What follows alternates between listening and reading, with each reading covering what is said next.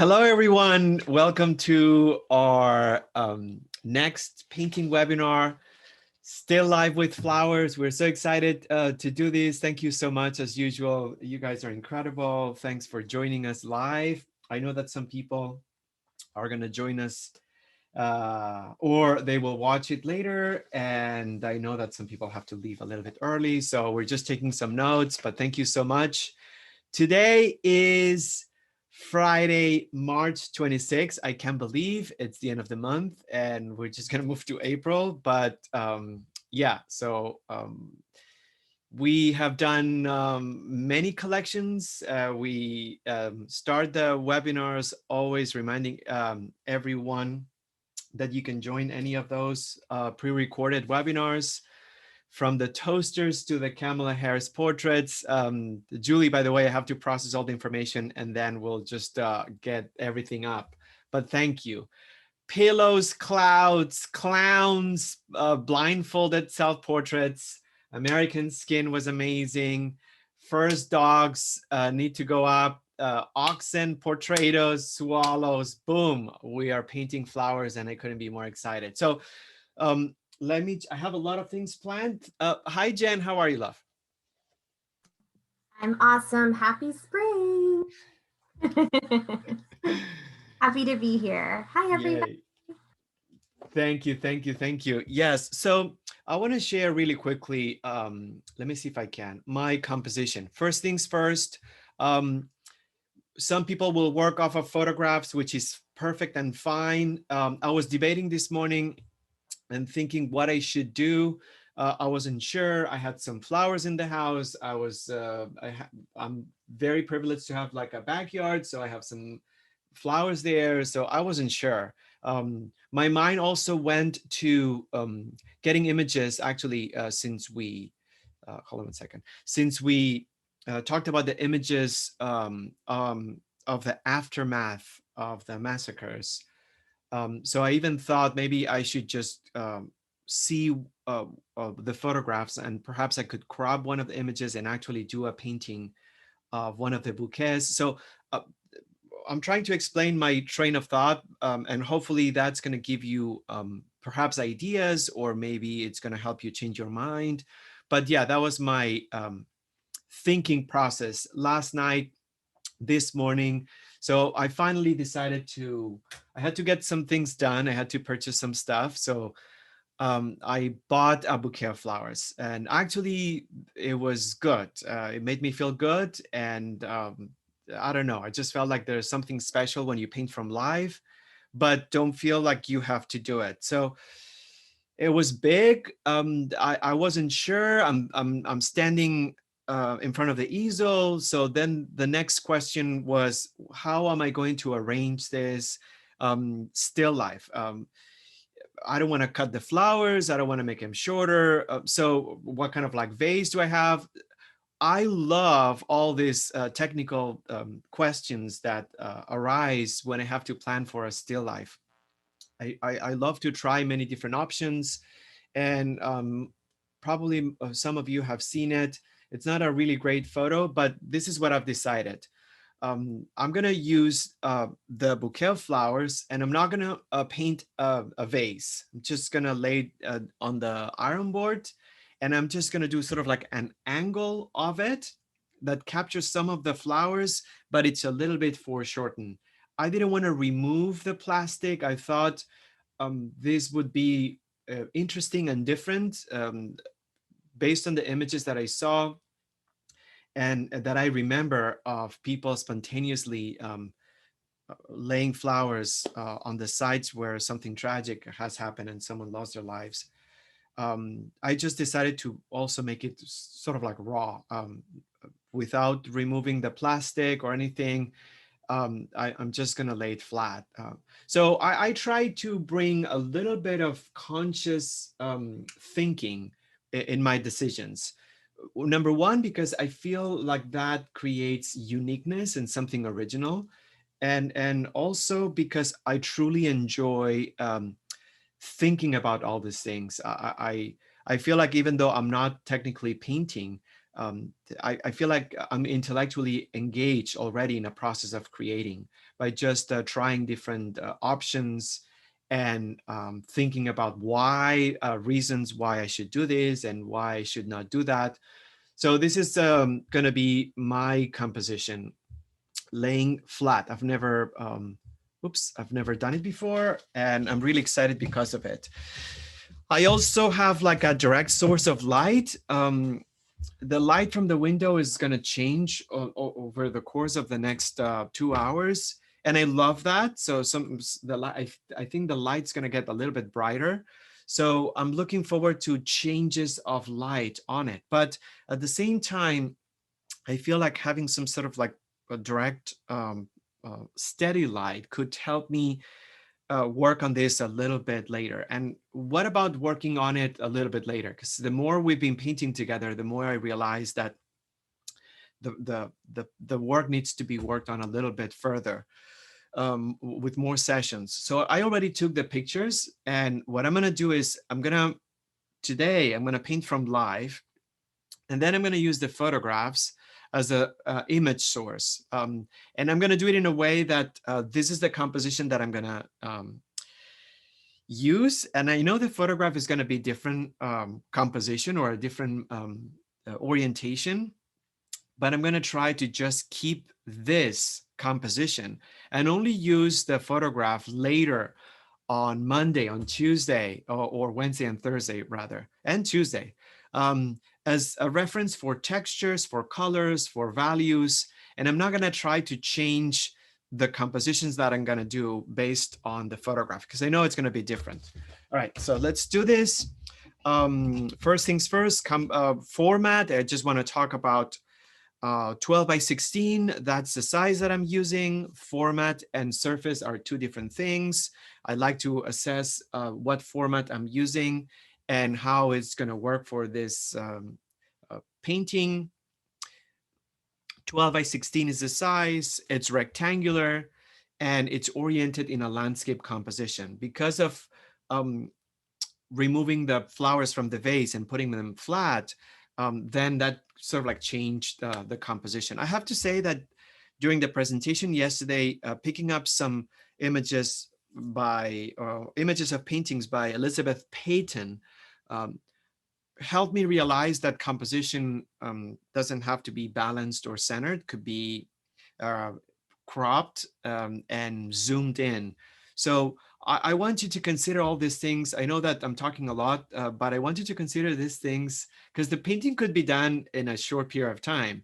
And these are key criteria that I think we should reflect on. You can zoom in, you can just do a section of the flowers and leave absolutely no negative space around it. You could just create a very interesting cropping in which you have part of the flowers and part of the vase, for example. So don't feel like, although I generally like very center compositions just because they're a little bit more calming. Don't feel like you have to do it like right in the middle. So I'm gonna get my charcoal and I'm gonna try to challenge myself. Oops, sorry. To see how this is going to work. So the complication and the challenge that happens when we paint from life, which I think contributes to us growing as painters, is the fact that anything from life, it's not cropped. And then we have a limited format. So we have the challenge of translating what we see onto our surface. And we have options, of course, but yeah, that is a challenge. So generally what I do is I'm going to set up my scaffolding lines. So number one, I do want to incorporate the entire bouquet on the painting. So that's an intention that I formulate in my mind. Because of that, I want to make sure that I leave enough movement. We've talked about the principles of composition, and we talked about out of the principles of composition, there are two principles that are the most important. Number one, the number of focal points. So I bring this up every session. It's not advised to exceed 3 focal points. for the simple reason that the more focal points you incorporate, the more things you have to balance on your painting. And sometimes there's delusion. I don't know. The strength of the painting gets diluted. Let's put it this way. So traditionally, 3 or less focal points are always a good idea. So, and the second very important principle of composition is movement. Movement is not related to the illusion of actually something moving, but how much space you leave around the focal points that you want to create in order for the viewer's eye to wander around and not have any obstructions. So just have those in mind, because today we're going to go down a list of other criteria. I just marked 5. And I think we can start like building up a very sort of like practical, almost like script that helps us consider all these things as we move forward. So anyhow, so I know that left to right, this is what I want my focal point to be centered, and I want my focal point not to be too close to the edges. And so that's why I set up these 2 lines. I know that my still life it drops a little bit on the edge of the iron board. So I'm just gonna set up the bottom of my composition right here. And I feel now that I have this, maybe I can start with my potato shapes. So let me just see. I'm gonna do these marks right here, and I have to reduce, and possibly if you're painting from live, this is a challenge that we're not familiar with. Perhaps we have to shrink our composition. Maybe we have the flowers in front of us, we have the format also in front of us, and maybe we have to shrink that. Usually we have to enlarge things, but I feel like for this, we may have to, I may have to shrink it. So I'm not doing any lines inside. So let me see, already I feel like I have to make some changes. Okay, so this would be my first potato shape. And I think I need to make some assessments here, because first is the distinction between the stems and the canopy, I guess, or the shape of the flowers. And I need to find a relationship. So before you even get into what kind of leaves you have and what color the petals are, look at the relationship between stems and the actual flower, because I feel like this is something that I need to take care of. And I need to move this a little bit. Yeah, a little bit that way. So of course, we're not gonna try to match things, because we have the source of our inspiration in front of us, but that's just that, a source. But I'm still going to kind of like study this a little bit.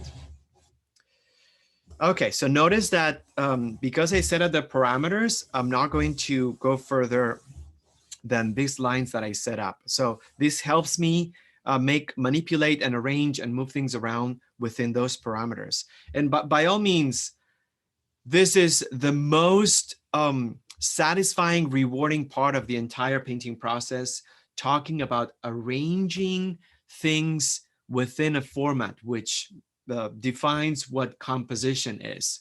So I'm not gonna, go fast, because I really need to finish this, because I could do a wash and it could be fine. We talked about how we needed to redefine what a finished painting is for us. And we said that paintings are essentially never finished. There's always something to be done. But at the same time, that doesn't mean like we should accept defeat and give up painting altogether because we're never going to finish our paintings. No, it means that even though that's the case, paintings are never finished. We talked about being concluded. We also talked about how many finished stages are within that process. We finished things many, many times. We finished our sketches, we finished our washes, we finished our first notes. So let's sort of like understand that perhaps the idea of finishing a painting the way we think, it's never going to happen, but that doesn't mean that we don't finish things. So I'm saying this because the 2 hours could be well spent doing your sketch and your wash and doing something that feels finished as a sketch and as a wash. So just understand that. I know that that's a little bit too abstract, but yeah, we finished. There are many points during the process where things are finished. Let's put it this way. The painting itself, it's never done. Right, and then I need to decide, do I need to put the iron board? And I think I do. So what I'm gonna do is, right now, I'm gonna place a support, because I like that, the idea of having that on a board. Okay, I think that's good. So I'm gonna put the support. So this will be, and I need to, I know that I'm gonna be able to change things, obviously. The board continues, I'm doing the surface. So depending on what you're doing or where the vase is, and that's something obviously optional, but consider the spatial context, because sometimes the contact surface, the background, could elevate the illusion of a space and could help us paint the light of the space. So that's another element that I feel perhaps it's another focal point. By the way, focal points could be defined not just by one single thing. They could be grouped together into a category. So to me, this could be the negative space could be another focal point. So I have the flowers, and then I have the background, and we could treat things differently. So we can actually make sure that things feel very dynamic and with the most visual strength that we can provide. Okay. Maybe this could be a little bit. I think I'm okay with my potato shape.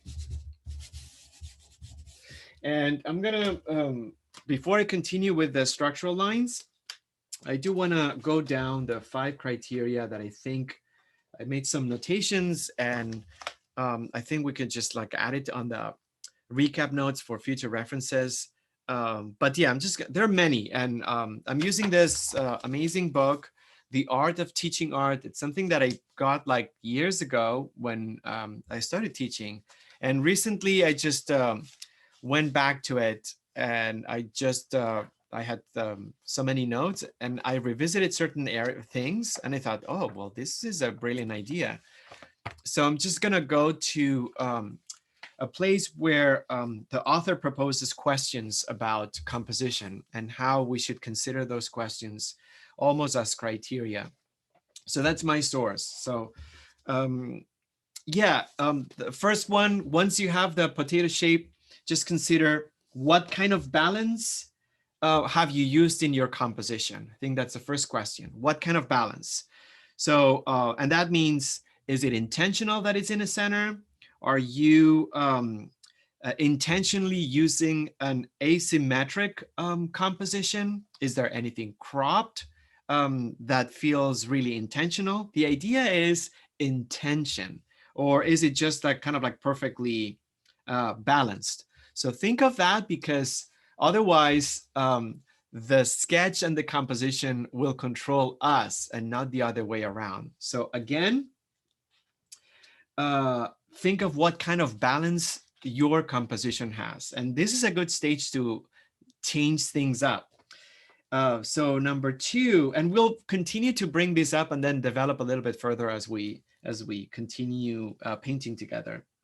Does the composition contain activity in different spatial planes? We call them visual planes. So first, balance. Second, how many visual planes do you have?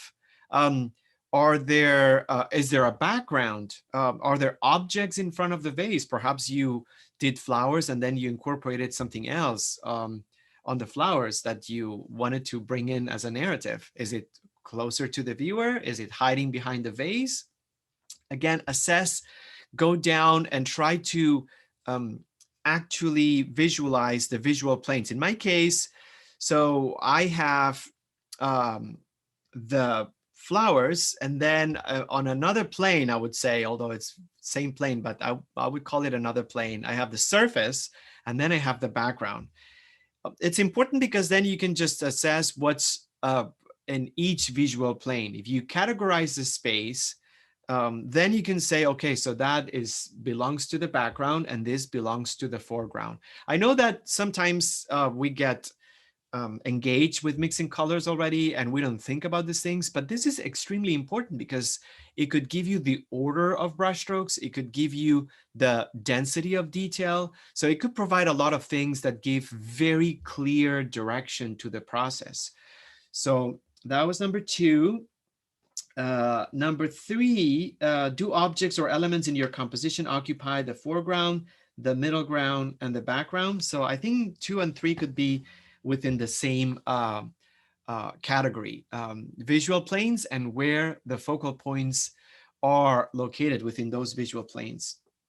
Number 4, has attention been given to both positive and negative space?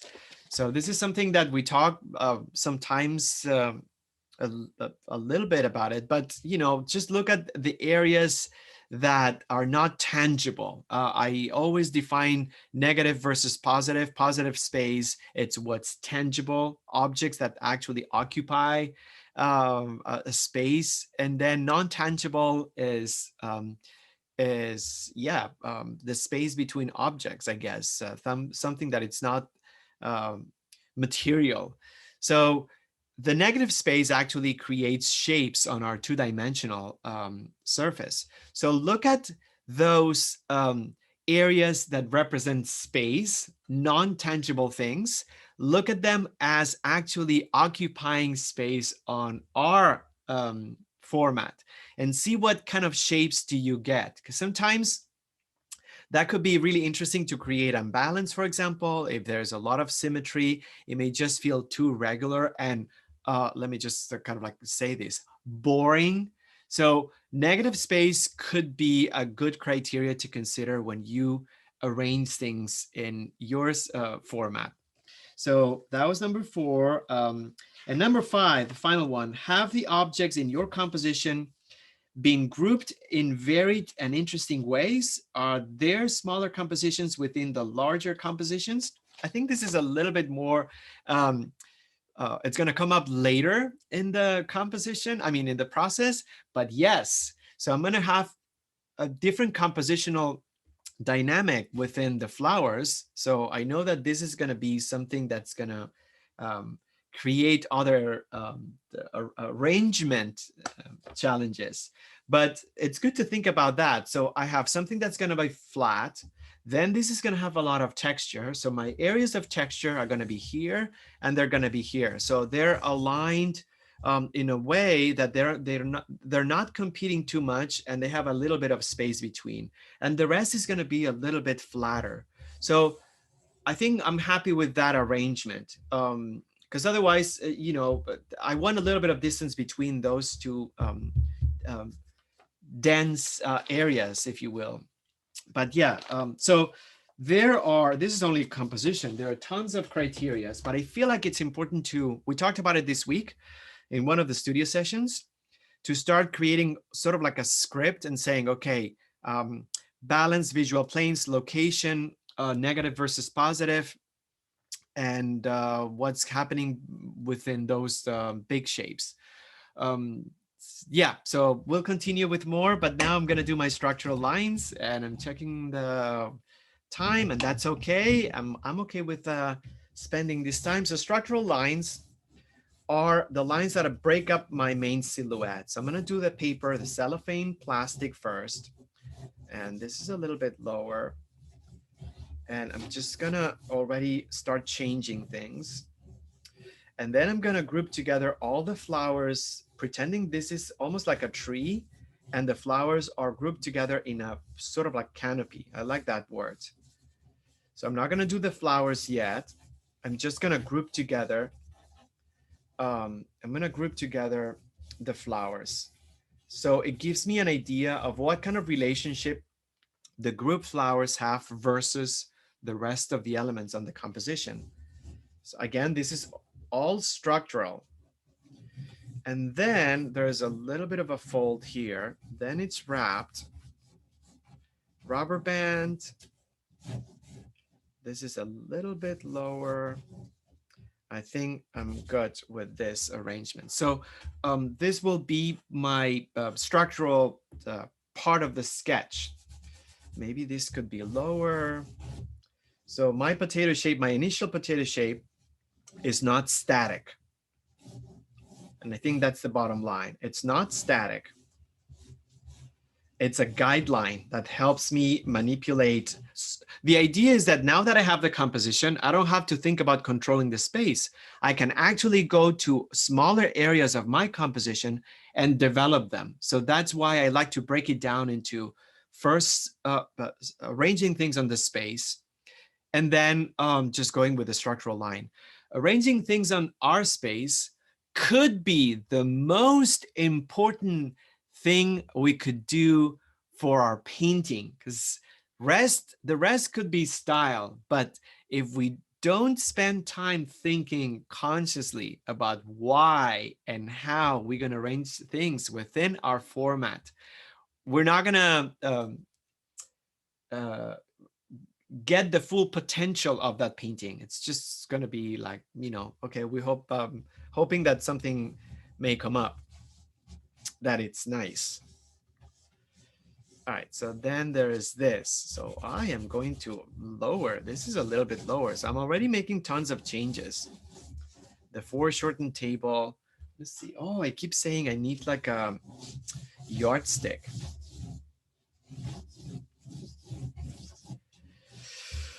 Where's the cast shadow? Cast shadows are important. So this is the cast shadow, and I'm already starting to shade a little bit. So let's do it. So that's the final stage of my sketch. Where are the darker areas first? Just block those first. Painting the light on a scene, is more important than catching the details, if you ask me. So we could have very few details, but if we get a sense of where the light direction is and correlate all the shadows of our composition, responding to that direction, we could create something spectacular. And if you didn't have a chance, watch the inspiration the session on YouTube, because we brought examples. Oh, and you have the examples also on the folder. I think last time we painted flowers was the tournesol. I like to call it tournesol instead of sunflower. I just, I love that word. The tournesols, the sunflowers. I'm gonna sort of like turn the corner here and move away from the technical aspect and say that painting flowers calms me down. Painting flowers gives me an opportunity not to overthink things. It's a very meditative. Still lifes in general are very meditative. Why is that? I shift my gears from thinking to observing, and already my brain clicks, and it's kind of sort of like goes on a different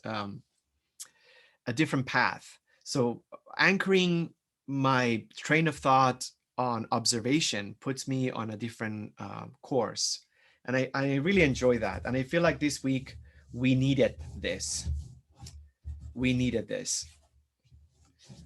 So, and then flowers, yeah, come on, gorgeous, beautiful, and you're here because you love beauty. We're here because we love beauty. Flowers symbolize beauty. Um, my guess is that we love having flowers or being surrounded by flowers because we're artists. So the ultimate act is painting them to me. So there's something really beautiful about that. All right. So, and then what am I doing with all this? There's so much. There's leaves and hydrangea and then daisies and there's a rose. I cannot see it. I'm getting frustrated. What am I going to do? Don't worry about it. Just sort of like group it together. Maybe if you want, I'm just going to group the daisies here. I'm going to group them by color. How about that? So I'll group them by color. This will be our abstract composition within our figurative representation, I guess, or translation. Group things by color or by texture or by shape. But yeah, reduce, simplify, create categories, visual categories. Don't worry about how many petals that daisy has. That is not important. So yeah, I'm already breaking down some of the groups right here. And yeah, that's it. Just group together. If you do you see any architectural elements? I always feel like or think of nature as organic architecture. Nature is beautiful, but it has sort of like a structure. So do you have linear elements? You have stems, for example, that are isolated or more visible. So then you could bring those linear aspects. I have these branches right here that are fillers. And then there's this purple thing right here. So I'm just gonna create a potato shape within the potato shape. But I'm not worried about the amount of detail. I'm not worried about the amount of detail. Already, I think what I have looks like a bouquet of flowers thrown onto a flat surface. So conceptually, I'm already happy. And I'm just gonna move to the wash right now. But notice that everything that I put into thinking, or let me just kind of like rephrase that, my thinking process that I put into this paid off. And I'm being a little bit pretentious, but I just want to say that it paid off because conceptually it is what I wanted. Compositionally, it is in the place that I thought it would be best. So it's not just kind of like a mental gymnastics when I just say, okay, 1, 2, 3, 4, 5, and you need to think of this and now think of that and now measure this and now consider the planes. It's not about gymnastics alone. It's about how all that combined will give you results. There's nothing more frustrating than, okay, I'm just going to paint and then sketch. And then if you don't take any of this into account, it's like the Little Shop of Horrors. That painting is going to grow into a monster and it's going to swallow you. And then you're going to feel like, you know what, you can't do anything with this. How many times we felt, you know, I just can't fix it. Dina is not here with us, but you know, she loves the scene in that movie, I forgot, where there's a plein air painter and painting in the cliffs of Malibu. And then she's so frustrated, she throws the painting into the ocean. This is what happens when you don't confabulate your strategy before you actually get your hands dirty. So, all right, I'm just gonna stop talking and then move to actual doing. But sometimes the talking and the dialogue will give you results, or at least it will set your painting on the strongest path, because there's nothing more frustrating than getting on a path, thinking, okay, well, that's my lane. I'm just gonna keep driving. And then you're in the middle of it and you're like, oh, well, this is not going where I thought. I'm not liking this direction. And then we felt, you know, I don't know what to do about it. And so let's sort of like think before we set a course on the painting. And then once we're in the middle of the journey, we'll be enjoying the view, I guess. All right, so I'm not very good at analogies, but okay, so I sent an image of the palette, neutrals first. We're gonna do staining, which is a little bit of the mineral spirits mixed with some paint, neutrals best. And then, yeah, we'll just do that. So I need to decide a lot of decisions, darker to lighter. So there's green right there. So I don't want to use green right now. And I'm using a different black. So let me just, lots of things have changed. I need green and I need blacks, and so I'm using chromatic black, which I love. But I just feel I need the Payne's gray. I need the Payne's gray, and I need to update the palette. Where's the Payne's gray? Here. By the way, I should say we are currently in the process of changing our staple palette. I think I should say it this way. We introduced another black to it, so it's getting too crowded and we need to start limiting the colors. So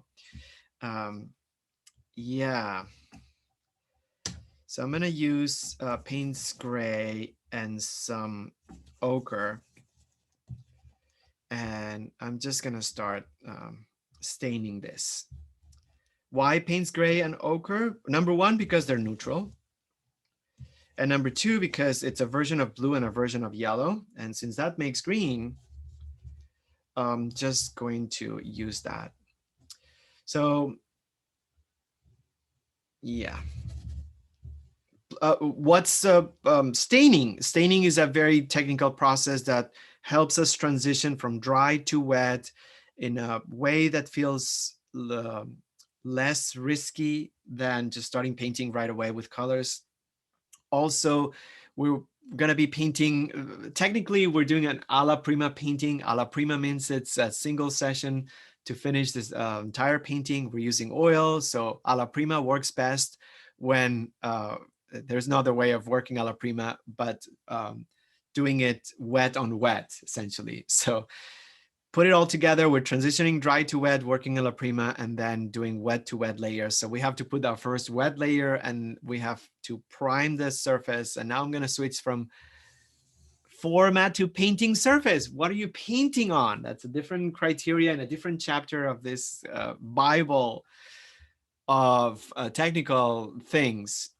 Are you painting on paper, on board, on canvas, on cardboard? I love when Lois paints on cardboard. What's your painting surface? Because depending on the painting surface, you're gonna have a different experience with a paint.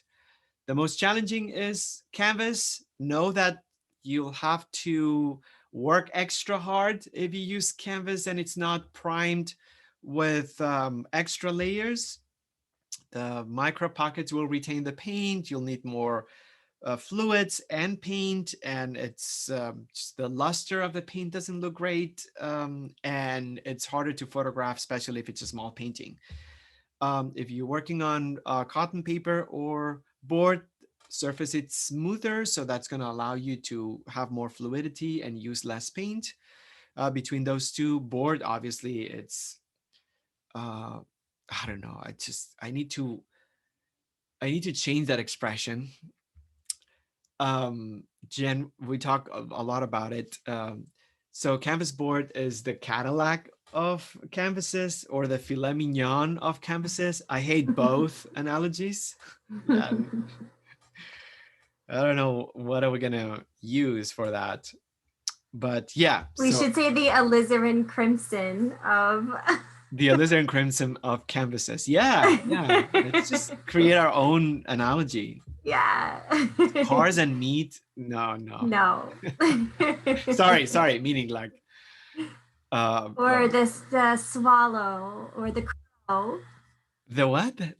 We could say that it's the swallow of nature or the crow birds or something like that. I don't Yeah, I think that's a good idea. things Yeah, that we respect.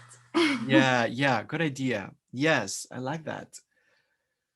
Yeah, anyhow, so yes, I'll make a note, and then next time I'll just not say that filet mignon nonsense. And maybe later we can just explain where the filet mignon comes from, experience.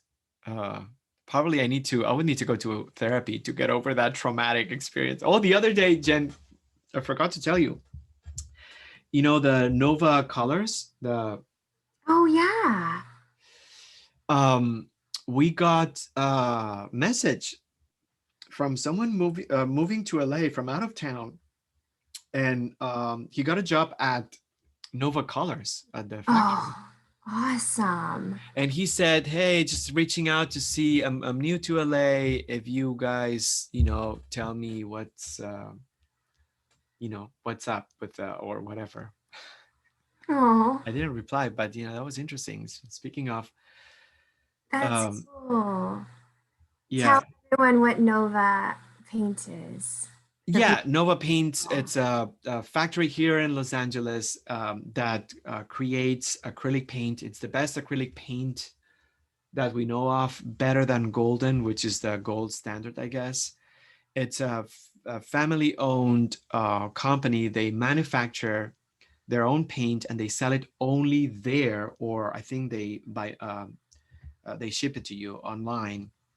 And it's always been like that. It's always been small. You cannot find it in any art store, and they have the best paint.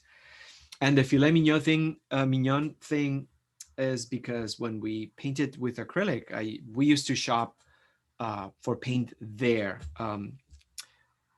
Yeah, Nova Color. It's called Nova, Nova, Nova Color. And it's in Culver City, and a little, I don't know if it's like a warehouse kind of area. Yeah, It's it's a like small warehouse. bizarre, yeah, like private road almost. Yeah, Uh, yeah. yeah, no. I mean, it's wonderful local business, and we were so happy to not only support the local business but also get the best paint, acrylic paint ever. Anyhow, so they have like you go into the shop and you have shelves and shelves of color, right? So I was shopping for red. I was shopping for red, and then by the way, they didn't use a computer. They have a little plastic calculator, and then they give you a written receipt, which that in itself, it's just so amazing.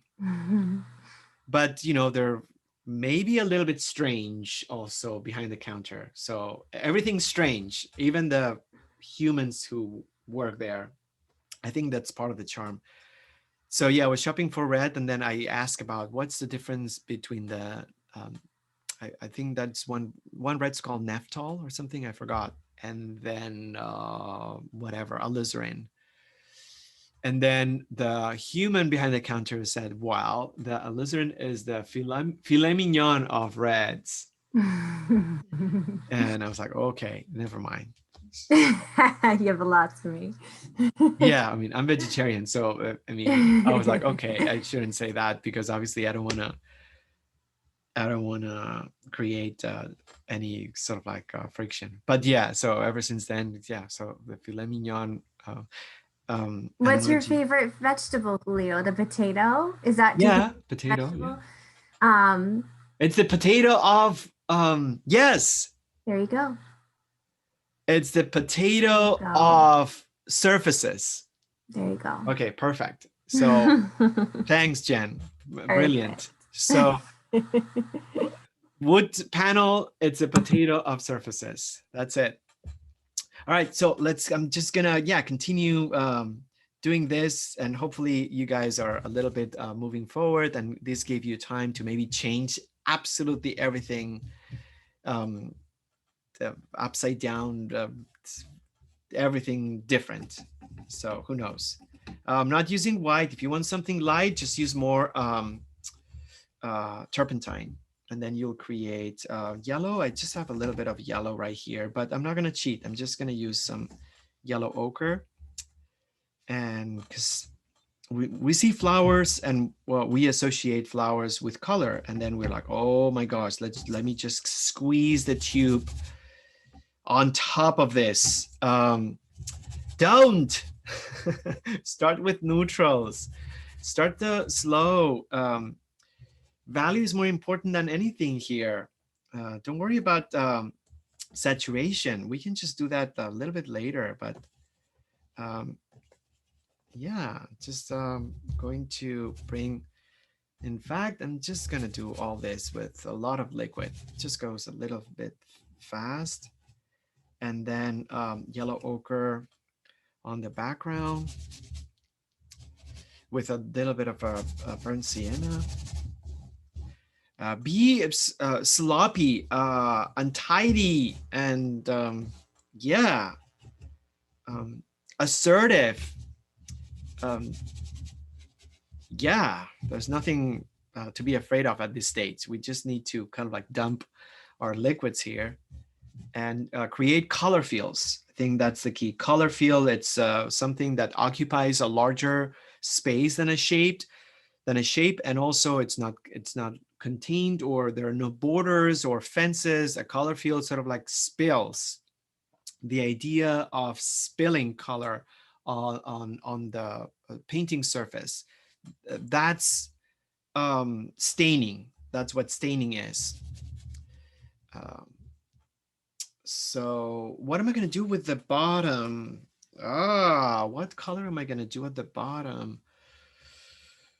I think I'm just going to use, I have this color underneath. I don't know if I'm going to use that or not. I have to decide. I'm just going to create some gray for now. Yeah, I'm not super sure. So let's just bring some gray. All right. So in case of doubt, use gray. How's that? I think that's a good rule for painting. In doubt, use gray. That's it. That's what I'm gonna do. Because what's really important here is that we prime the surface. What's also really important is that we break the ice. What's also very important is that we remove the blankness of the painting surface, so it's not threatening us or telling us things are not finished, or telling us this is not correct. So I like to already make sure that I like the blank of the canvas board to exit the room, so it's not present anymore. So we don't want that telling us anything.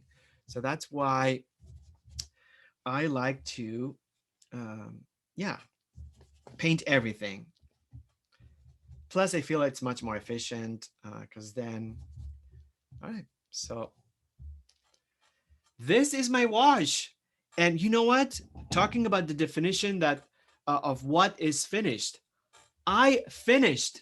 What did I finish? I finished my wash. I'm so happy I can enjoy briefly this moment of, you know, all my thinking and my mental twirling has produced a wash, and I'm so happy about it. This looks so good. And okay, so now I'm going to start the next stage. But yes, enjoy every finished chapter of the process. It's a never-ending journey, and sometimes we're going to see paintings that we did 5 years ago. I'm like, oh my gosh, I need to work on this because it looks really bad.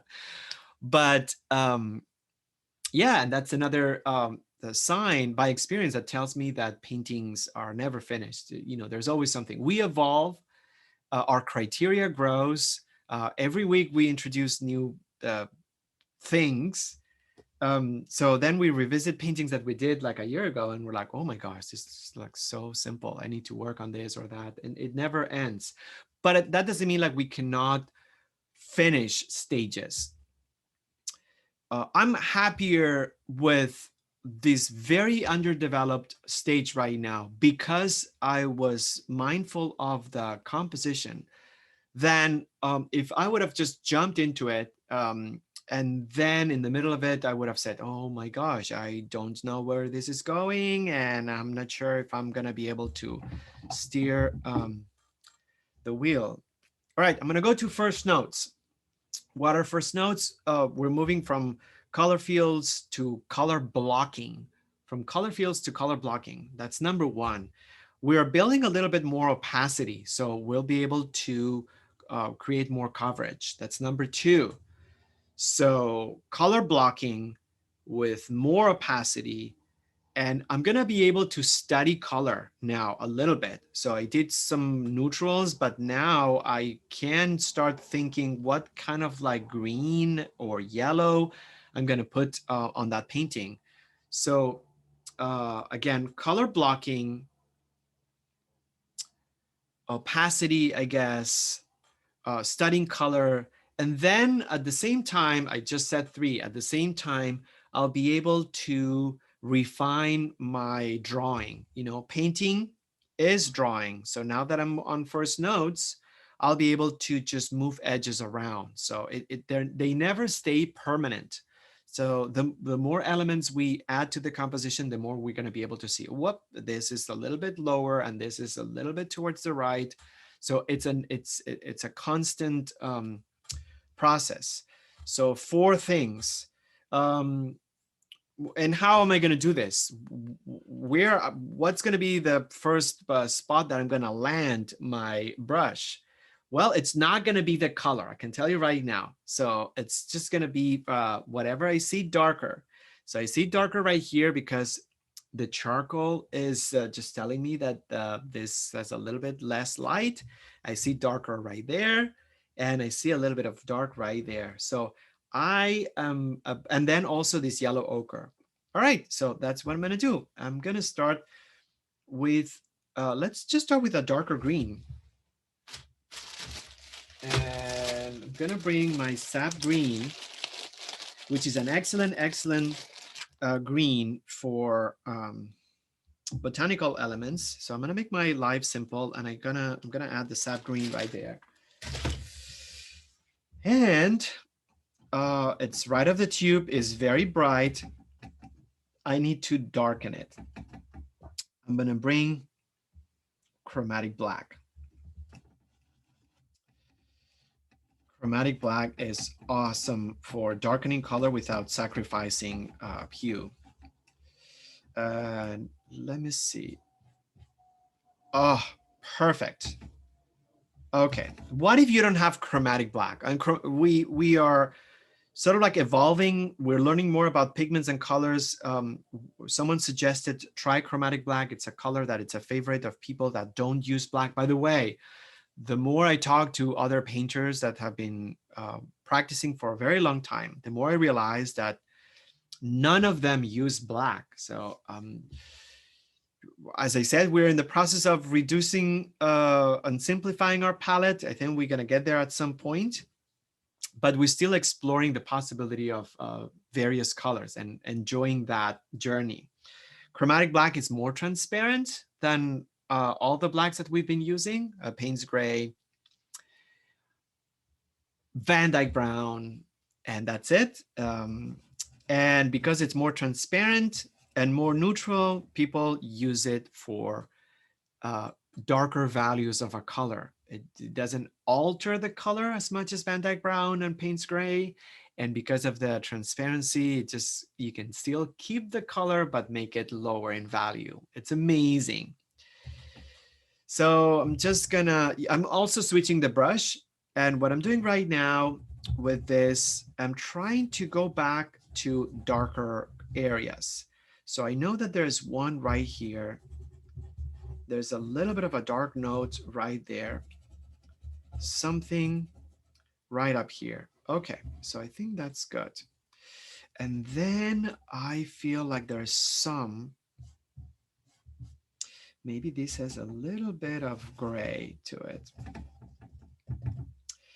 Yeah, a little bit of gray.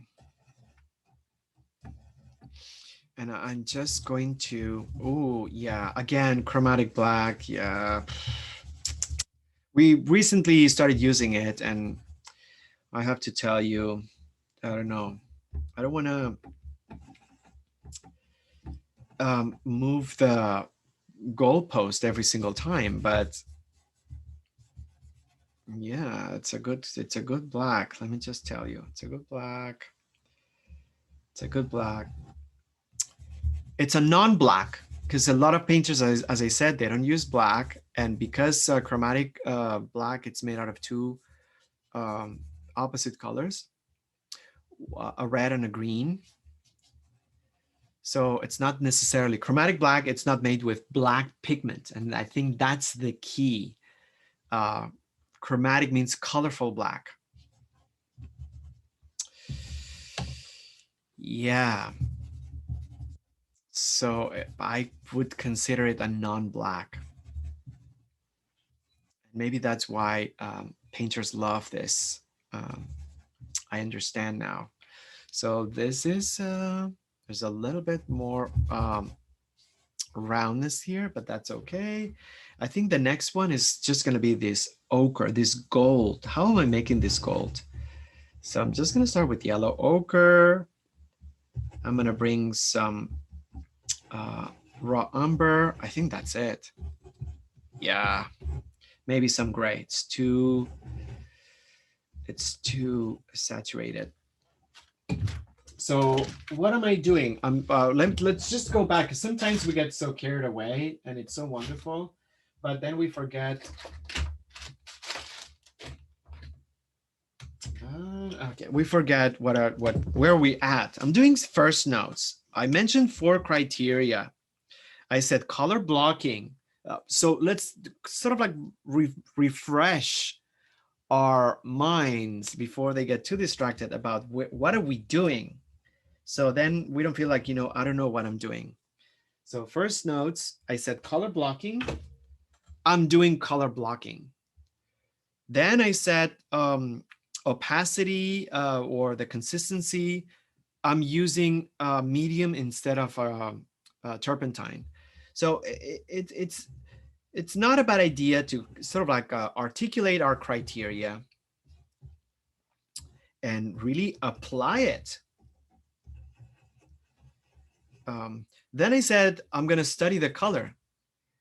So what I'm doing right now is I'm going darker to lighter, not going to the flowers first. If I go to the flowers first, I'm trapped. I would use bright yellow there, and then what? So I'm done. I can do anything else about it, and then we start sort of like using other stuff. It's not a bad strategy, and I would invite you guys to go to the folder and see the range of styles that we curated to give us different examples of how we can visually tackle this. If you use color right now, you just have to be honest with yourself and understand that that's going to provide a specific result that's going to be or have a specific timing. If you're okay with that, then go for it. Go for it. Use color right now, but be realistic and also be honest about what's going to happen. Because if you make a decision and then you feel like, oh my gosh, I mean, I don't know, just like, oh, now what am I doing? What am I going to do? Then you possibly, I'm going to dare to say, you possibly didn't think of the consequences beforehand. And that happens in every single painting. It happens to me in every single painting. And when that happens, I try to learn the lesson. So next time I don't repeat it, because obviously I want to grow as a painter, and I'm humble enough to understand that every time that something happens that I haven't control, it's going to provide an opportunity for me to reflect on it and then do something different later. I'm going to go to the table, actually. I think that's the third one in terms of value intensity. And I'm mixing yellow ochre. I'm mixing burnt sienna and a little bit of ecru because I need to process the painting. That's perfect, because otherwise the painting, I mean the paint, because it's too saturated. So I'm just gonna do the cast shadow. It's pretty strong. Again, color blocking. I'm not blending. I'm not doing the nods of the wood. Not because no one's telling me that I shouldn't do that. No one's telling us anything that we should or we shouldn't do. That's the whole point of enjoying the process, that we are on our own and we can do whatever we want. I already noticed a super radical change in structure. There's something here that it's off by 2 inches almost. So because I'm aligning things, I think I'm just gonna have to restructure this. So we'll see. But yeah, I'm using the same color, first notes. I'm not worried about values yet. And it's showing up here. I think that's okay. I can just do this. Let me do more paint. Just experiment. And if you try something different, just see what kind of results and how do you feel about it. And then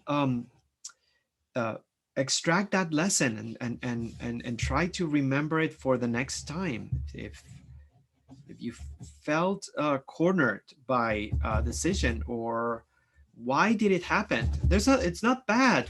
This is the perfect environment to sort of like feel safe.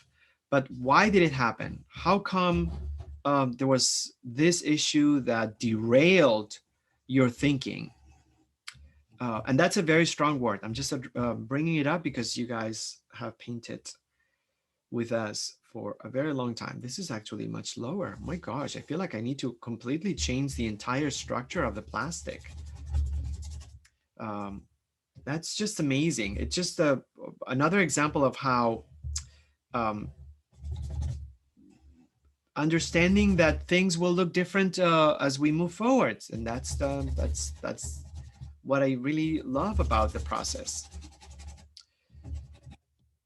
So I'm just blocking out with a little bit more consistency. So that's exactly what second notes are, and that's exactly what I'm just going to expect. I'm trying to be realistic about my expectations at this stage. I'm not expecting this to look like anything. So this is like a really discontinued, wonky thing, but it's okay. There's something valuable, if you ask me. We talked a few times this week. This week, for the first time, we went to a Trails Cafe after a year, and we didn't know what to expect and how it was gonna work and everything, because we've been Zooming our lives for 12 months. We've been outside and at Forest Lawn, and that was wonderful. But it felt we did studio time, and there's something about Zoom or the remote webinar that's really good. Okay, we are in the privacy of our home. No one sees what we're doing, and we can do whatever we want. We can paint, we don't have to paint, we can just do whatever we want. There's something really safe about that. And I think that's possibly one of the reasons why, I don't know, we've been continuing our practice and relying on it. So yeah, use that sort of like privacy right now, and make your decisions. No one's looking at you. No one's looking at us. See, experiment, explore, see what happens.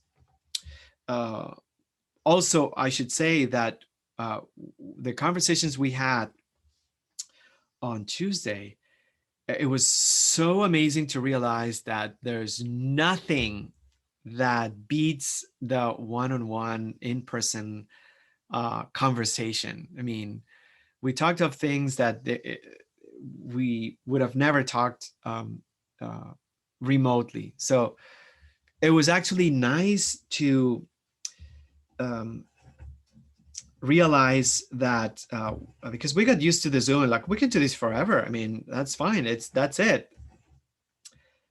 No, you can't substitute human contact. It was nice to realize of that. The speed of the conversation, the way it just rolls into different topics so organically, and then the passion of seeing someone engaged and taking things personal, or explaining their story with you know, with the voice and the expression and I don't know, it's just a combination of everything that happens that's so irreplaceable. I'm not trying to sell the session. I just it was nice to experience that. It was just so good.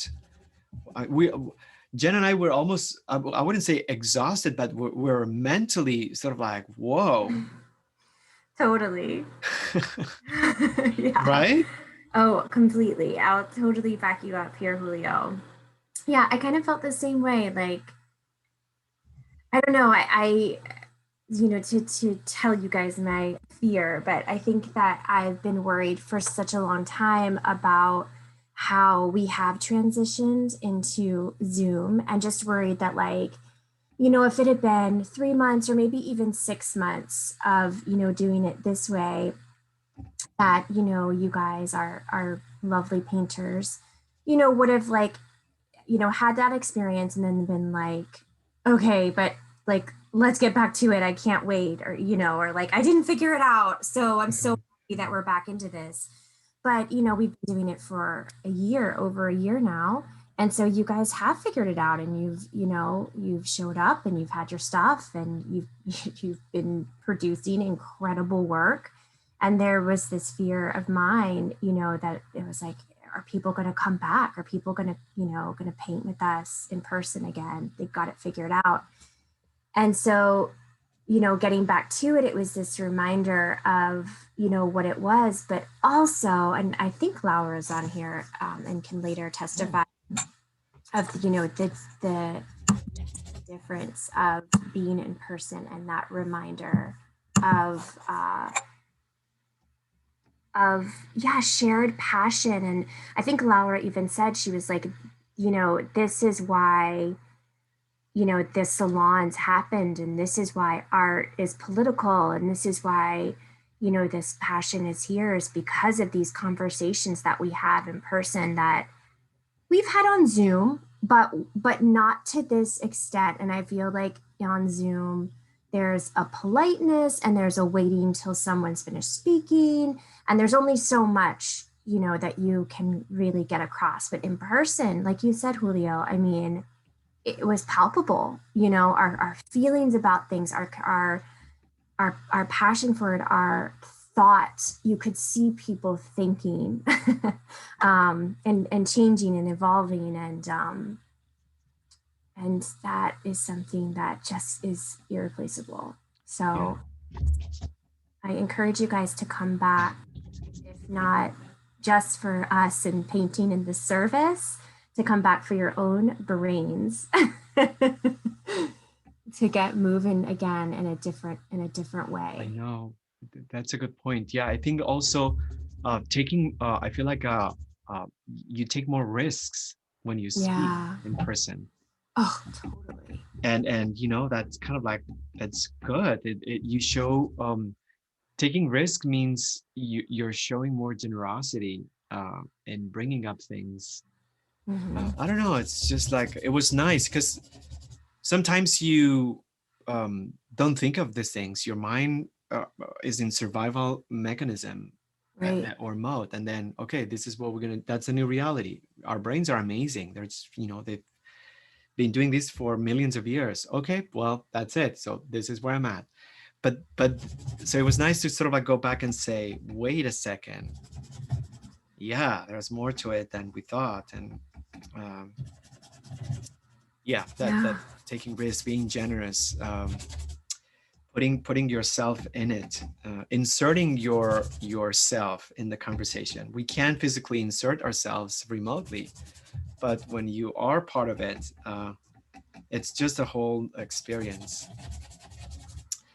Yeah, I think on top of that too, like I'll just speak from my own anxiety of, getting back out there and having this experience for a year and what that's been. And we've talked about it a little, of that we kind of joke around of, people like can't wait to get back out, but there is going to be this timidness.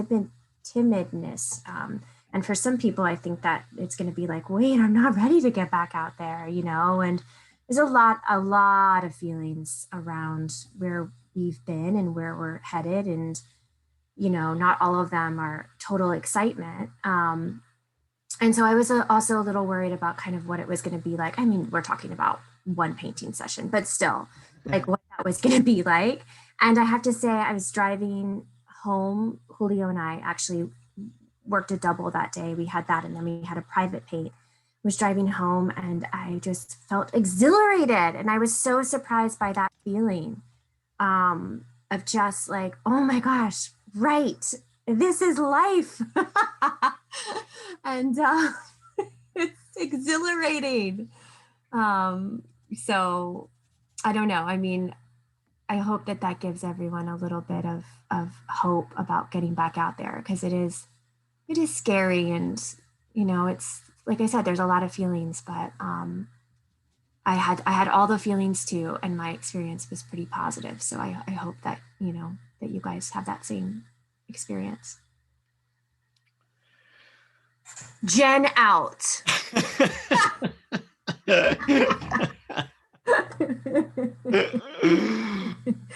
I've had. Thanks for sharing that. Yeah. This is how crazy it was, that we're still talking about it.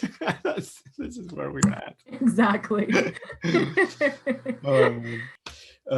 Cool. So thank you. Thanks. You made this conversation better, Jen, as usual. But so yeah, I think I'm done with, first notes. Am I done? Maybe I'm not. All right, let's just go to the actual first notes on things here. So at the beginning, we talked about different compositional criteria. We went over 5 notes, 5 elements. And one was, if I'm not mistaken, one was composition instead of composition, or something like that. Have the objects in your composition been grouped in varied and interesting ways? Are there smaller compositions within the larger compositions? And I wrote grouping. I have like a habit, I don't know, I love making marks in books. I love to write on them. I don't care. I love to use different colors. I mess them up, make them mine, leave my marks. So yeah, I wrote on it grouping. Yeah, so I'm saying this because I think this could be, before I move to second notes, I think it could be a good idea to talk about composition within composition. So what I'm going to do is I'm going to try to simplify, and I'm going to set up the greens that I see. Here's what I'm suggesting. So there's a lot going on, and it's not perfectly shaped. There are things that are hiding. There are things that are texture, and they're small. They're not aggregated together. They're dispersed. How do we deal with it? How do we face this sort of like conundrum? So my suggestion is try to pin down any darker areas, because I feel like for me, getting down some dark values or dark colors, it's a way of building a framework almost. So rather than just getting overwhelmed by the mechanics of it, I try to make a decision. Okay, I'm going to put the greens. And so it is as if I'm observing this still life right now, and I'm trying to isolate one component that I identified intentionally. And in my case, it's the greens. So what I'm doing right now, I know that there are different values of greens. I'm going to do my best to create even, I would say this is almost like second notes, highs and lows of greens, but I'm going to try to group them together into a shape. I sort of like did it with the wash, but I didn't use and the first notes. But I feel like with this, I want to be a little bit more specific. So yeah, that's what where I'm at right now. I'm making marks. I am blocking out. So I'm still first notes. Remember, color fields blocking out. And what I'm doing right now is just anchoring, isolating something out of the still life, and then using it as a simplified mark framework. Yeah.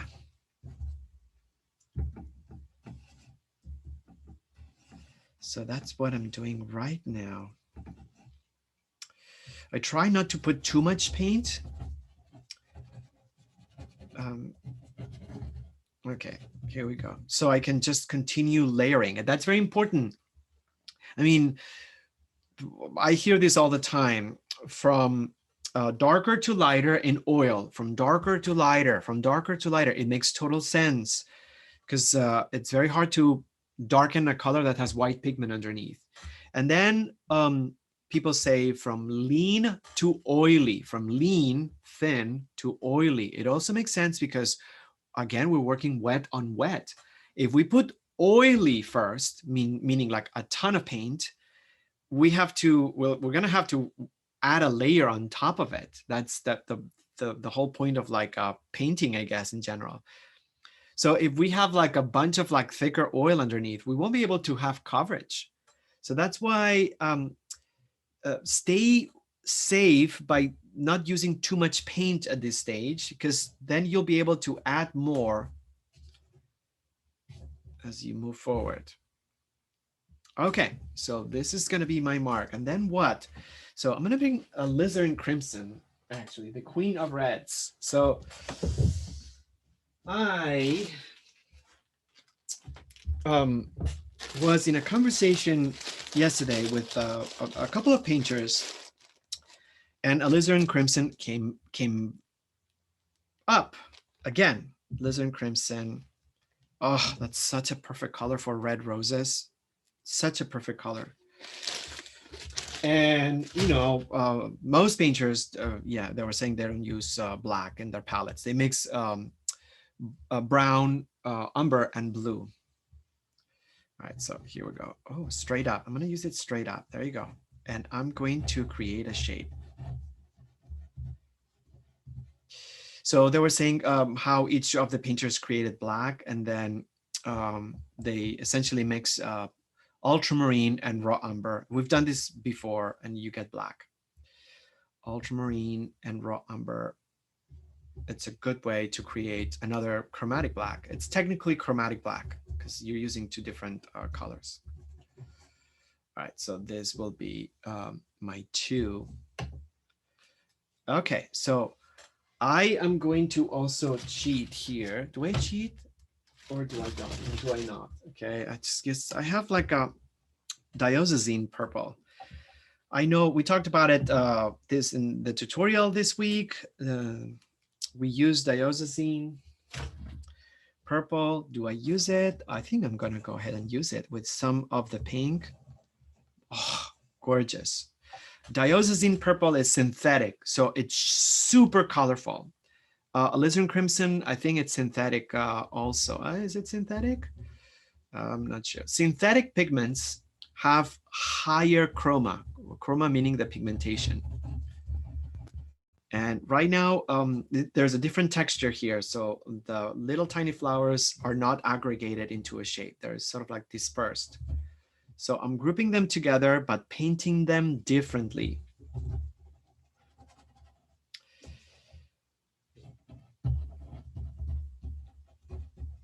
And then there's a little bit of this one coming out from here.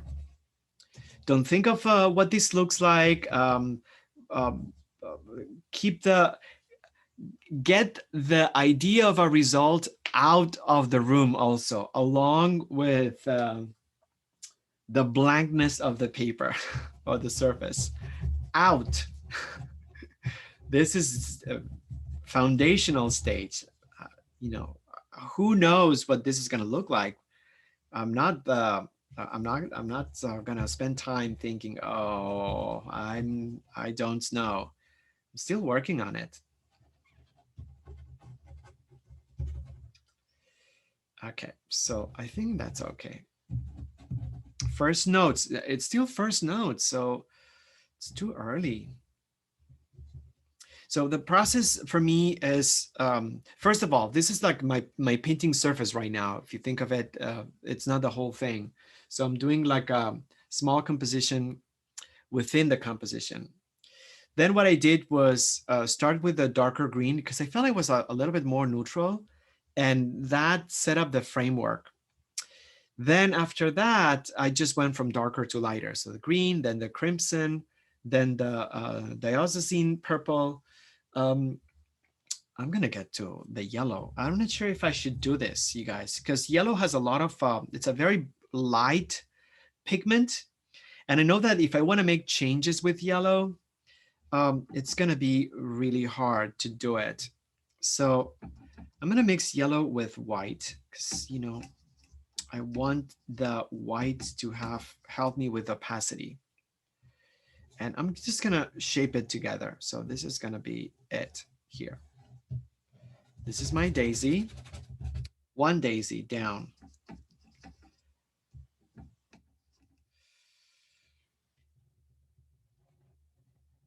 And this is a group of daisies here and different, oh, also when we paint flowers, we tend to make all the flowers facing forward. You've seen this, you know, they're all sort of like in the same orientation. It doesn't matter if it's a rose or if it's a daisy, they're all facing the same direction. So I try not to associate flower name with shape, which is the problem. Roses, boom, we do sort of like a cup or calyx. Daisies, radiating petals. So break up that association. The name for the flower and the shape of the flower have nothing to do on a painting. Just associate color and location. And forget about what if that's a daisy or it's not. So what color do you see? I see this sort of like a super light a cadmium yellow light. Okay, make it on the palette. Where do you see it? Well, I see it down here. Well, I'll just apply it. I think that could be a good advice for anything, any subject, but specifically, since we haven't done this in a long time for flowers, you'll have to make a purposed exercise to break up name of the flower associated with shape. It's not just going to come naturally to you and it's going to magically happen. You'll have to make that conscious decision to separate label from what we think it should look like.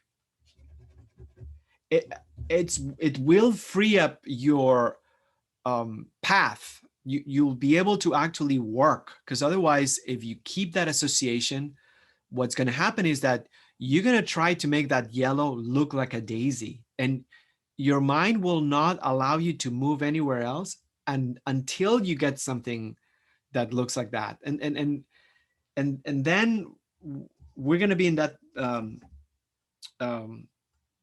the Little Shop of Horrors analogy, where that plant, I forgot the name of the plant. Jen, what was the name of the plant of the Little Shop of Horrors? Was it a Venus flytrap? Yeah, but it had a name. Audrey. Yes. Audrey 2. I'm sorry? right? Audrey and Audrey too. Yeah, yeah. Yeah, because the woman's name was Audrey. Oh my gosh, I love that movie and Yeah.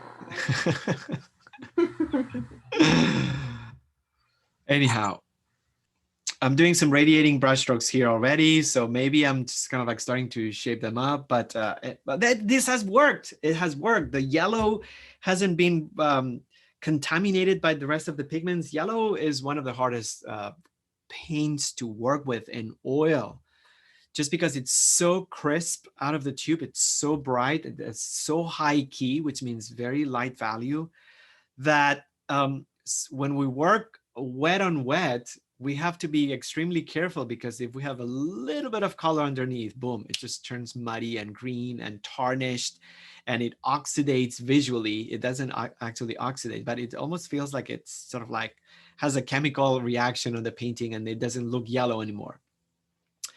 So I think I've been successful just because I've been following a strategy. The strategy was anchor your greens because you see them more, anchor them, allow them to be the framework, and then go darker to lighter. If I would have like done yellows first, I'm not sure I would have been this successful, in the sense that being able to separate the pigments, which is what this is about, separating the pigments. But who knows? Yeah. So moving forward, moving on. Yeah, I think I have half an hour. That's okay. I'm not rushing. This is everything about this is fundamental, extremely important. So good to actually discuss it with myself. I'm getting solid results. Am I going to be done with this painting? No, it's just going to be maybe I barely scratched the first notes, and then I haven't even gone to second notes. Am I worried about it? No, because I'm in control, I think. I mean, I don't say this about anything else in my life, but I love to say it with painting. I feel like I'm more in control, and I'm getting results. So I don't regret spending extra time overthinking these possibilities. And I still look at the composition. I love that I've controlled the location that I wanted. Um, oh, the hydrangea. Yeah, I was going to just do the hydrangea with this color right here. So my strategy for the last half hour will be, let's see how far I can go with first notes. There's only one hydrangea, whatever that's pronounced. I don't even know. And let's see if I can just pick one area and do second notes, at least to kind of like explain. All right, but before that, so you drank so much tea, I'm just gonna take a little mini restroom break, if you allow me. So I'll be back in just 1 minute.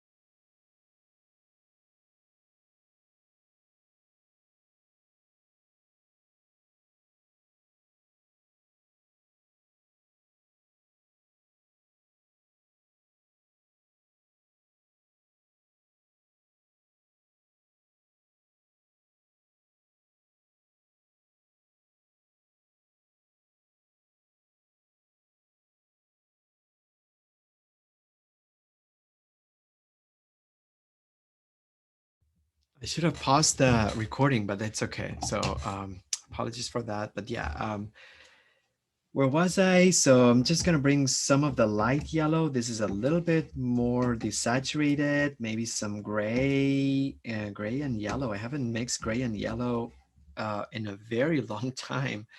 So there is an edge to the plastic. And conceptually, I wanna paint the wrapping. I think conceptually, visually, I think it's interesting because I've never done it before on floral bouquet. So yeah, I like that idea of bringing that, and also conceptually, it just makes it more um, appropriate, I guess, for what we're trying to do, or at least it's yeah, I think conceptually I wanted to paint the wrapping.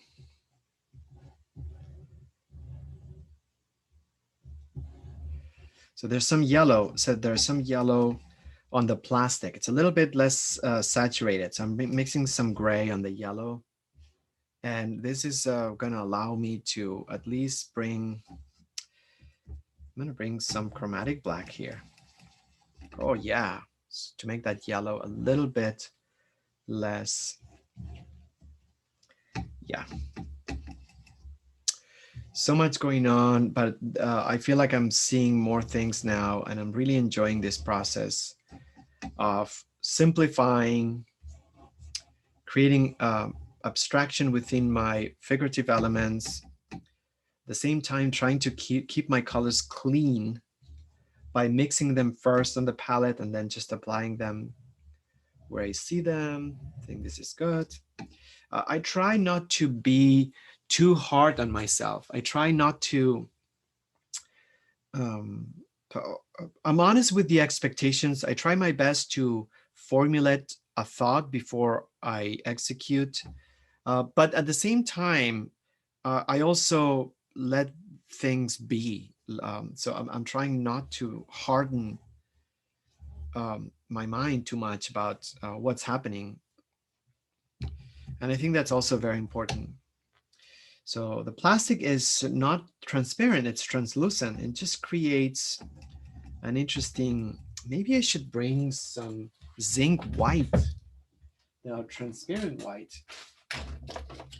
There you go. Zinc white to the rescue here. Zinc white on a first note, that's something that I haven't used before. I use zinc white on second notes.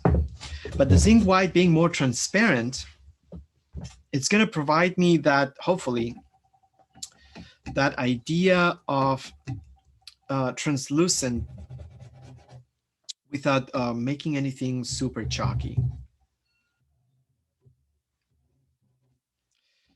Let's just block it, you know. First notes is not about creating highs and lows yet. So I'm not super concerned about what's going on here.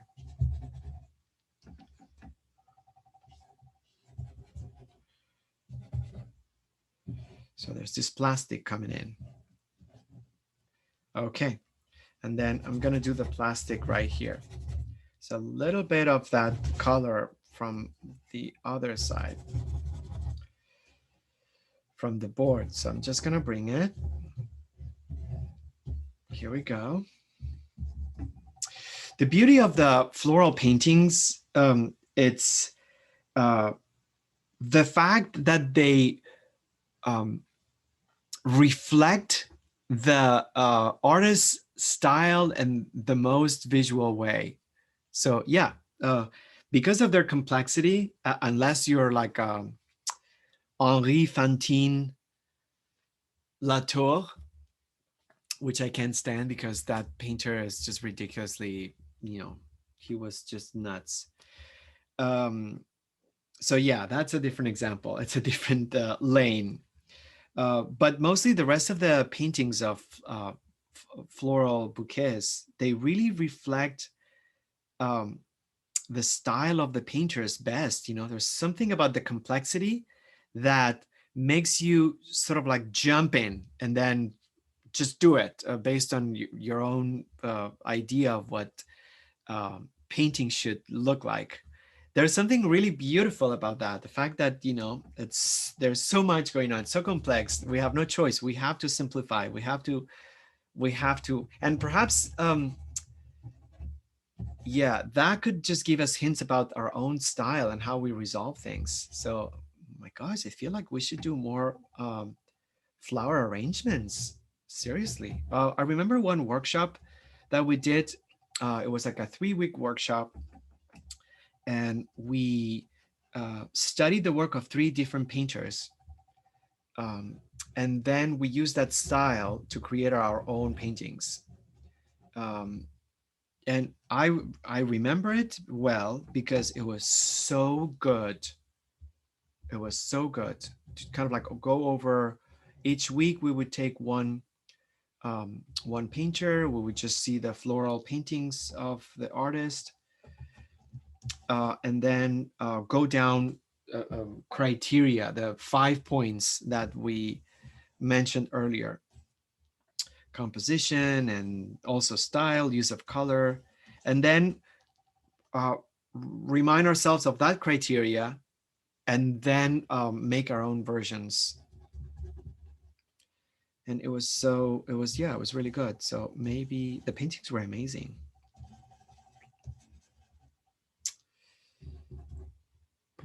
I'm doing some colors behind. Ooh, there's like some darker area right here. Yeah, don't be afraid. We're still on. I'm still on first notes.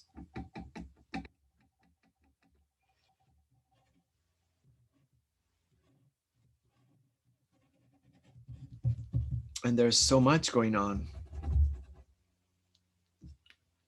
Yeah, I actually love the transparency in certain spots.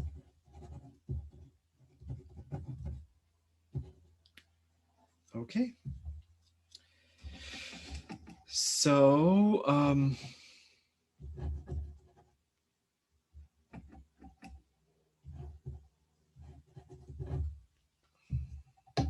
yeah, so I just created a little bit of the cellophane. First note in a very first note style. And I think, yeah, I think I'm done with like first notes. And there's a lot of structural things that I need to, I want to kind of like fix. There's this line that doesn't have continuation. It just feels so weird. So I think I need to bring like a yardstick or something and try to, because there's something about the irregularity of this composition, the fact that it doesn't follow a specific order. And I kind of like the fact that there's this very regular line underneath. There's something nice about that opposition between those 2 elements.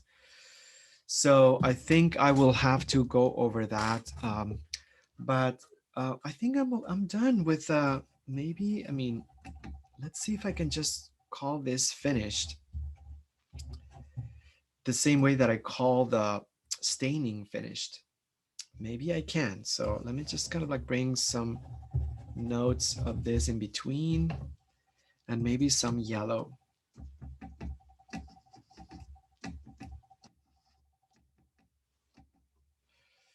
In between also.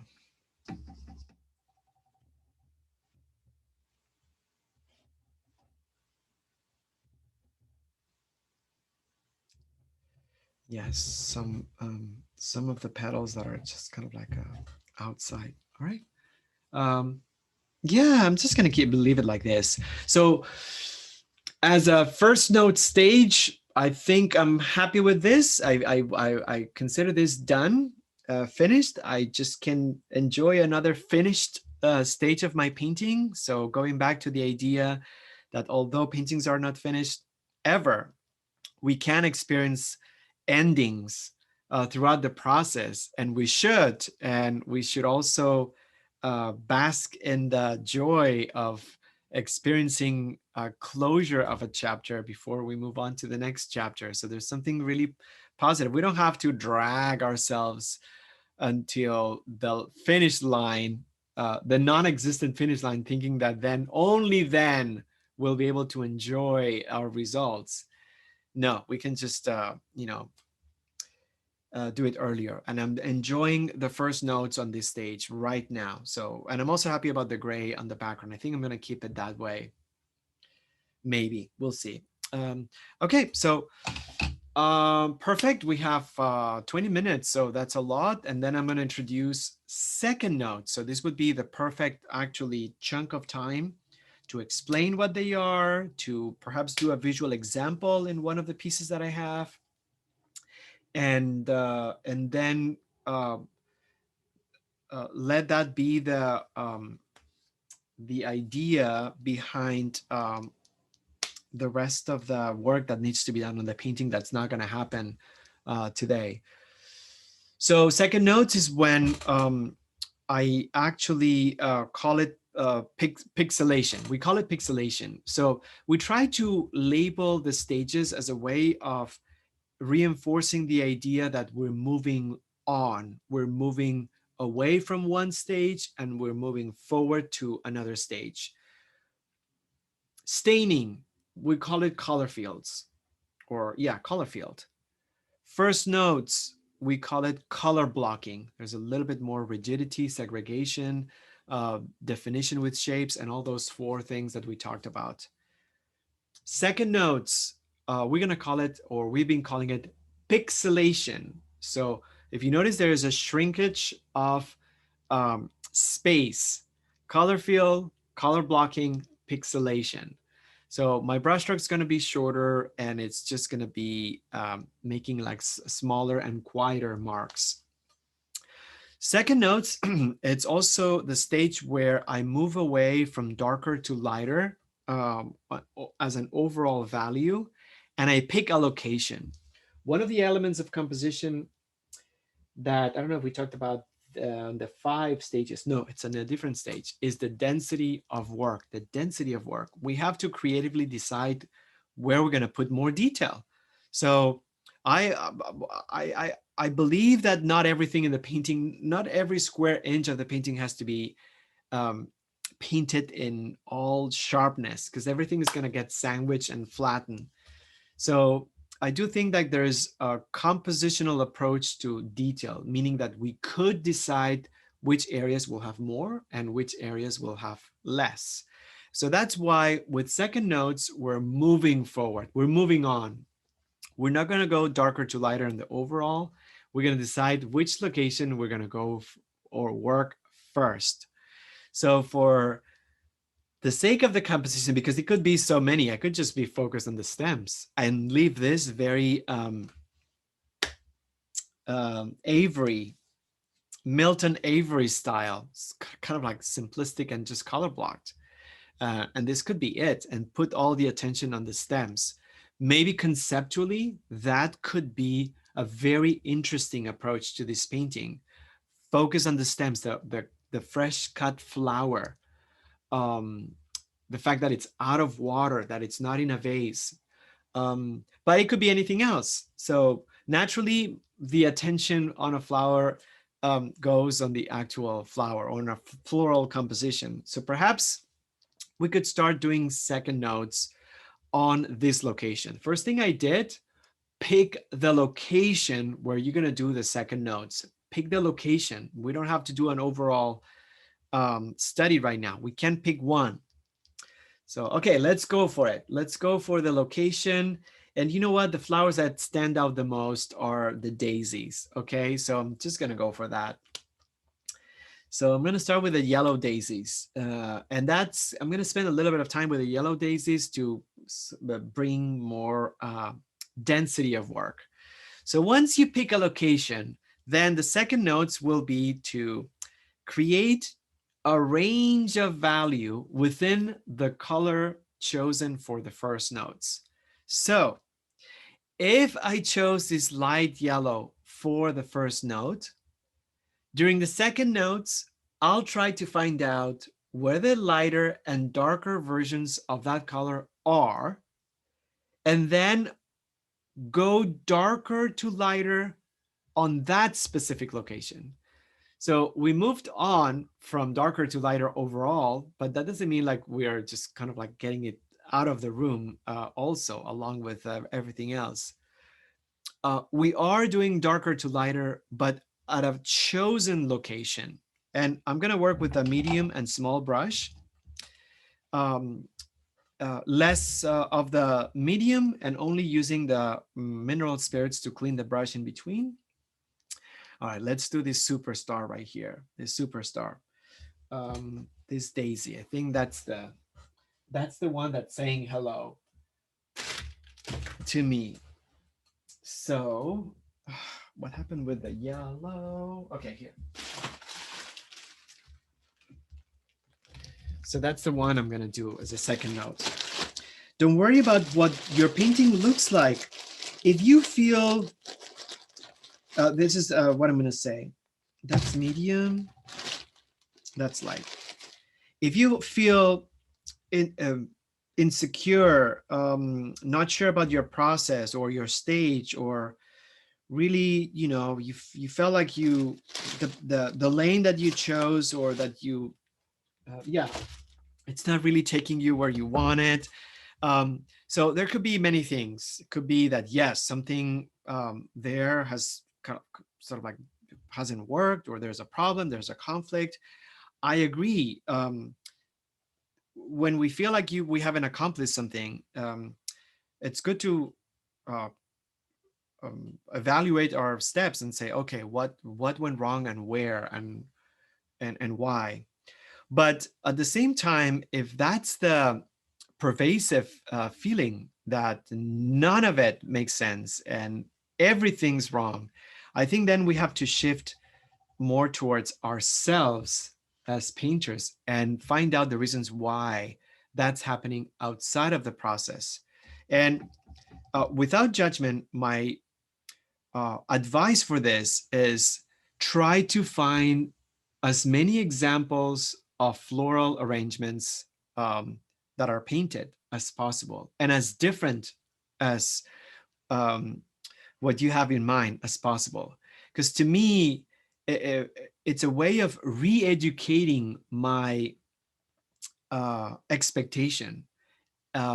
Milton Avery, excellent for that, because everything's completely flattened and simplified and shaped. There's no value, there's no high and low, there's no chromatic black, everything's just flattened. And then just reading about the process and how he was very meticulous about the selection of color. It's so refreshing. It just allows me to think that my process is valid. So if we're trying to find validation, which I think we should be honest about it, if we feel like everything we do is wrong, it's not the painting. Then I would just look inward and then also support my reflection on seeing other painters' work. And I know I'm taking some time, but I just want to share of all the examples, I think my favorite, Milton Avery, I mean, without a doubt, I just love the work. But if you ask me, that was such a nice discovery that allowed me to re-educate my own idea of what's beautiful and what a floral arrangement should look like. Is this Impressionist painter, Impressionist or post-Impressionist? I don't even know. Yeah, possibly post. No, well, yeah, post-Impressionist. Pinkas Cremeigne. I don't even know how to pronounce this, but yeah, a Jewish Lithuanian French artist. This looks like a total mess. It's just like muddy. It's just like ridiculous, perspective. It's just like off composition. I mean, this touches the edge. It's not controlled. It's just like, this is so simple and ridiculous. Where's the cast shadow there? It's just all of the yellow. It's tarnished and bad. So by any criteria, this looks completely horrendous and a mess. But then you read about the work, and he was very faithful to the integrity of his practice. He didn't believe that he was doing anything wrong. He was faithful to the integrity of his practice. And this is the way he painted. He was honest and frank about it. And I mean, he was revolutionary, so much so that it was so actually nice to read that he was influencing Auerbach and Kossoff, the British painters that exactly use this color palette. I mean, Auerbach abstractions look like this. Same. In fact, if you want, Jen, if you want to find an Auerbach that has similarity, it doesn't have to be representational with this painting, color-wise, and maybe also Kossoff or Sure. Kossoff. Mm-hmm. Got it. Revered figures in art history in the UK and in Europe. When I learned by reading sort of like the biography that they were influenced by this painter, it made me so happy. And, you know, I mean, I'm not saying that we have to paint like this. I'm just saying that sometimes when I feel stuck or something confronts me, because it's just a mess, I know that I have an opportunity, but at the same time, I have to look inward and I have to find examples that help me or free me from feeling trapped about my own idea of what is correct. Anyhow, so yeah, that's my favorite. And then, yeah, looking at Milton Avery, and we did not have enough time to kind of like talk. This is part of a catalog, the catalog from Christie's. And sometimes the catalogs provide a good art statement of the piece that helps us open a crack, a little opening on the painting and go in. So yeah, Avery's thoroughly modern approach to the traditional genre of still life painting, represented by Still Life with Flowers, which is the title of this painting, marks a pivotal juncture in the artist's career and the establishment of a new foundation for pictorial exploration, which would determine the stylistic trajectory of the remainder of his career. So this was a pivotal piece. You look at this and you're like, oh, really? I mean, this is just like, it's bad. I mean, it's just like perspective. Come on, look at the cylindric section here. It's just terrible. No cast shadow, pure color. And he was very much same thing with a lamp. There's no separation between horizontal and vertical. The lamp looks like it's glued to the wall with a little bit of a, it's very collaged, but I think it's gorgeous and it's beautiful. Anyhow, so consider this sort of like a pep talk in case you are at this final stages of this and you're like, oh my gosh, this is just terrible. Second notes. Let me just see if I can, hold on 1 second. Yeah, I said this little daisy right here, I needed the yellow, and I'm gonna go darker to lighter. So I need a little bit of sap green. By the way, any color sample you make, try to make it in an isolated or empty. You can see my palette right here. I try not to recycle the puddles of paint over and over and over. I try to create different color samples. So things are separated on my palette. So that's a good technique also. All right, so this is a little bit darker. So I'm gonna bring some green. Pixelation, the image source is there. The image or the source of visual information is in front of me. And it doesn't mean that I have to capture everything I see. I mean, I have to be realistic about it. But it's there so I can go to it, get the information that I want, and then use that information to put on my painting. So I have to dose, I think that's the dosage. Yeah, dosage. You can just correct me grammatically later. Dosage, the amount of information that I extract from the painting, so I don't get drowned. I don't drown with the overwhelming information that I see in front of me. It's just so much. I see so much that, you know, I don't want to feel overwhelmed. So I'm just gonna take the little daisy, and then there's a lot going on right there, but I just want to do this just a little bit darker right here. I'm gonna make the core of the daisy, whatever that's called, a little bit bigger. Here we go. I think I want to warm up some of the petals. So I'm gonna bring some orange, and I'll create a few strokes in certain parts, a little bit warmer, closer to the green. Yep. And at the same time, I want to make notice what I'm doing with the yellow. I'm creating highs and lows. I'm creating darker first. I'm creating lighter later. So this is my second notes work. That's where I'm at right now. I finished, and I could say this almost with let me find the adjective with I don't know, it's okay. I finished my first notes. They're done.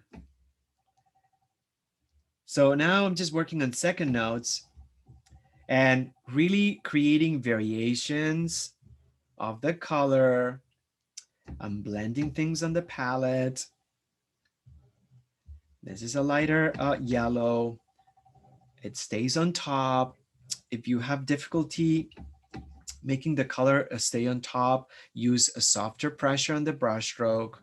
Switch to a brush that has bristles that are soft, that are not super hard. Something about the daisy that I like is that the radiating petals are disconnected as they come out. So let me just do a couple of things. I'm going to bring some lightness, light yellow outside.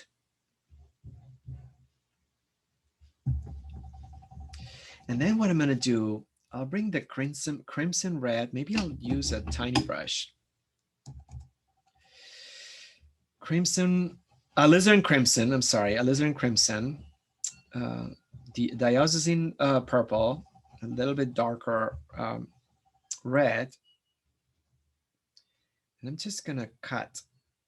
I'm going to cut and draw the negative space.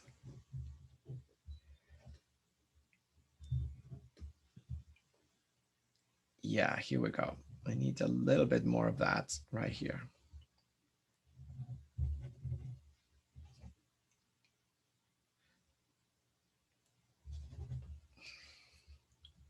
So I'm just bringing those petals, tearing them apart as they come out of the core.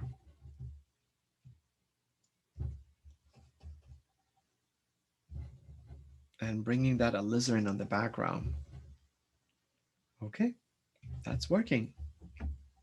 Some alizarin on, again, disassociate flower label with shape. Demolish that, break it, take it down. It's not important.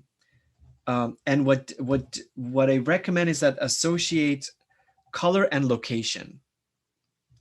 What color is it? Where is it? Where is the color?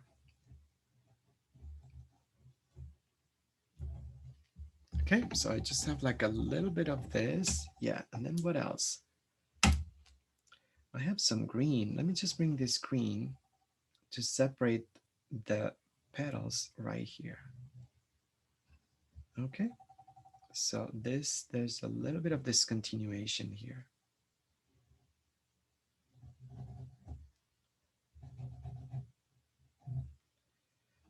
And then here, there's also this, the shape is too flat. So I'm gonna bring some